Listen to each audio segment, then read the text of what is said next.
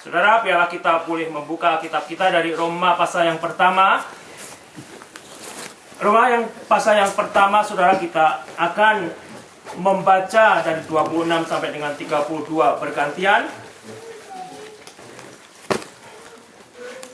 Dengan judul akibat dari kefasikan. Roma pasal yang pertama ayat 26 saya, 27 saudara. Bergantian 32 kita akan baca bersama, demikian bunyinya. Karena itu Allah menyerahkan mereka kepada hawa nafsu yang memalukan, sebab istri-istri mereka menggantikan persetubuhan yang wajar dengan yang tak wajar. Demikian juga suami-suami meninggalkan persetubuhan yang wajar dengan istri mereka dan menyala-nyala dalam berahi mereka seorang terhadap yang lain, sehingga mereka melakukan kemesuman laki-laki dengan laki-laki, dan karena itu mereka menerima dalam diri mereka balasan yang setimpal untuk kesesatan mereka. Dan karena mereka tidak merasa perlu untuk mengakui Allah, maka Allah menyerahkan mereka kepada pikiran-pikiran yang terkutuk, sehingga mereka melakukan apa yang tidak pantas. Penuh dengan rupa-rupa kelaliman, kejahatan, keserakahan, dan kebusukan. Penuh dengan dengki, pembunuhan, perselisihan, tipu muslihat, dan kefasikan. Mereka adalah pengumpat, pemfitnah, pembenci Allah, kurang ajar, congkak, sombong, pandai dalam kejahatan, tidak taat kepada orang tua, tidak berakal, tidak setia, tidak penyayang, tidak mengenal belas kasihan. Bersama, sebab walaupun mereka mengetahui tuntutan hukum Allah, yaitu bahwa setiap orang yang melakukan hal-hal demikian patut dihukum mati, mereka bukan saja melakukannya sendiri, tetapi mereka juga setuju dengan mereka yang melakukannya. Saudara, biarlah melalui firman Tuhan ini saya dan saudara berbahagia karena kita diingatkan, kita berbahagia karena kita mau minta pertolongan Tuhan untuk hidup di dalam kebenaran firman-Nya. Kembali saudara dengan judul akibat dari kefasikan. Jikalau kembali saya dan saudara yang Jumat kemarin hadir sudah membaca bersama, Rasul Paulus di dalam tulisannya memberikan satu bagian kehidupan manusia yang memang tahu adanya Tuhan, Tuhan telah menyatakan kepada manusia, tetapi dengan sesadar-sadarnya saya katakan, saya tidak mau hidup di dalam Tuhan, bahkan saya mau menentang Tuhan, saudara. Ambil contoh saudara, mungkin saya punya masa kebodohan, saudara punya masa kebodohan yang sudah kita harapkan lewatkan, tidak hidup lagi di dalamnya, saudara. Terkadang di situ saya melihat diri saya sendiri, kenapa saya mau hidup di dalam masa-masa kebodohan? Kenapa saudara mau hidup di dalam masa-masa kebodohan, saudara? Ada jawaban yang tidak mudah untuk dijawab, saudara. Tetapi di situ hanya menunjukkan bahwa diri saya ini bukan manusia yang baik. Diri saudara bukan manusia yang baik. Diri saya dikuasai oleh nafsu.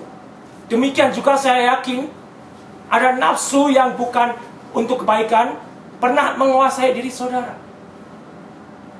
Dan jikalau saya hidup di dalam kegelapan, saudara, demikian juga jika saudara mengingat waktu saudara mungkin pernah hidup di dalam kegelapan.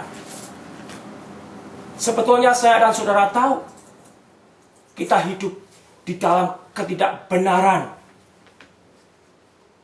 yang bertentangan dengan firman Tuhan.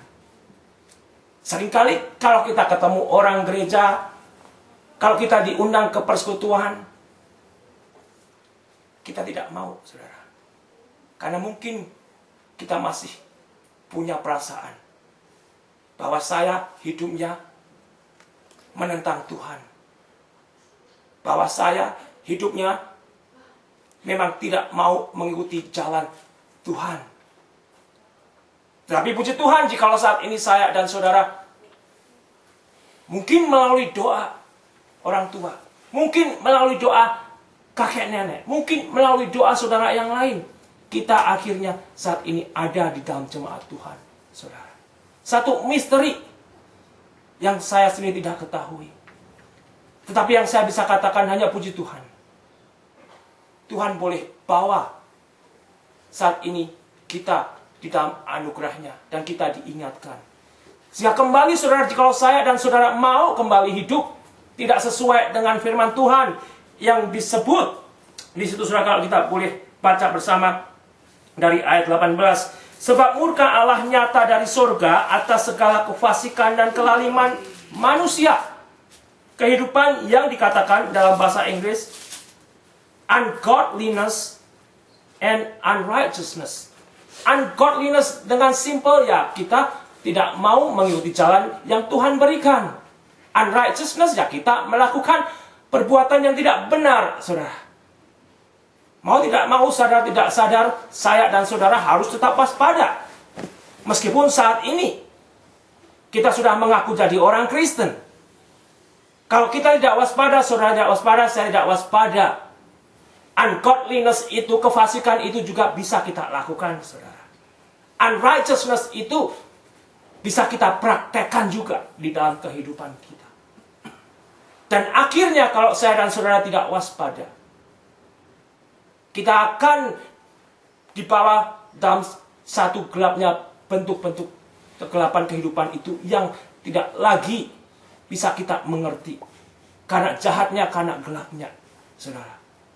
Sehingga jikalau melalui satu bagian di mana dikatakan akhirnya Allah menyerahkan mereka kepada hawa nafsu yang memalukan. Di situ kalau kita sudah baca dari minggu kemarin sebetulnya, mereka tahu ada Tuhan. Tuhan sendiri sudah menyatakan kepada mereka. Tetapi mereka tidak mau untuk menerima apa yang menjadi kehendak Tuhan bagi kebaikan manusia. Jika kita perhatikan sebetulnya firman Tuhan itu untuk kebaikan saya, untuk kebaikan saudara, dan untuk kebaikan kehidupan manusia ini. Tetapi kembali saudara, manusia ini adalah manusia yang berdosa, termasuk saya dan saudara. Jikalau saya dan saudara mau hidup mempraktekkan apa yang disebut righteousness, hidup benar itu, bukan di dalam diri saya sendiri dan bukan di dalam diri saudara. Kebenaran hanya ada di dalam Tuhan. Jikalau saya dan saudara mau mencari kebenaran, biarlah kita terlebih dahulu datang kepada Tuhan, mencari kepada Tuhan. Akhirnya tidak seperti mereka nanti merasa berakal budi. Mereka merasa memiliki bijaksananya sendiri. Dan kalau kita perhatikan saat ini saudara, apa yang disebut dosa, apa yang disebut kita istilahnya tidak mensupport perkawinan sesama jenis adalah diskriminasi. Itu bukan equality yang mereka perjuangkan saat ini. Itulah hikmat dunia. Hikmat dunia yang saya dan saudara perlu ajarkan firman Tuhan kepada anak-anak. Kenapa kita harus mendidik anak-anak kita? Itu bukan diskriminasi. Itu adalah satu kehidupan manusia yang sudah jatuh di dalam dosa dan tidak mau bertobat. Sebetulnya antara lesbian dan homoseks hanya satu bagian kecil, saudara, kalau kita perhatikan. Bagaimana dengan kumpul kebo? Bagaimana dengan dosa-dosa yang lain yang oleh firman Tuhan dikatakan untuk tidak dilakukan sebagai orang percaya? Homoseks dan lesbian itu hanya bagian kecil. Tetapi yang mungkin saat ini menjadi topik yang cukup luas. Karena baik Presiden Amerika dan Wakil Presiden menjadi supportnya. Sehingga dari sini sebetulnya saya dan saudara memiliki satu challenge yang harus minta kebijakan dari Tuhan. Tidak mencocokin anak kita bahwa itu berdosa tanpa kita memberikan satu pengertian